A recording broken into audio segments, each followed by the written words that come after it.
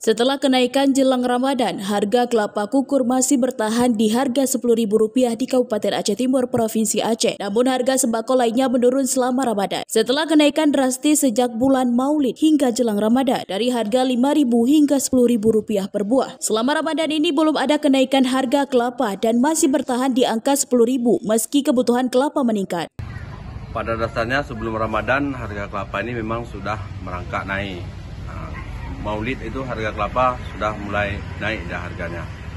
Namun begitu menjelang Ramadan naik lagi ke posisi yang lebih mahal. Ini puncaknya lah sampai harga jual kita sampai Rp10.000 satu biji.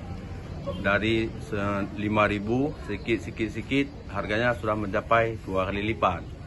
Selain itu, kebutuhan pokok lainnya juga tidak ada kenaikan, bahkan harganya turun setelah naik di awal Ramadan. Misalnya cabai kecil dari harga Rp50.000 per kilo, ini turun sekitar Rp40.000 per kilonya. Sedangkan cabai merah dan hijau dari harga Rp40.000 turun ke Rp30.000 per kilonya. Namun berbeda dengan harga buah kentang dan wortel yang mengalami kenaikan selama Ramadan. Misalnya buah kentang dari harga Rp12.000 naik ke Rp20.000 per kilonya, sedangkan wortel dari harga Rp8.000 naik ke Rp12.000 per kilo. Pertama puasa dia yang mahal. Setelah itu harganya akan menurun terus. 15 ke atas mungkin nanti naik lagi. Untuk yang udah turun ini apa saja nih?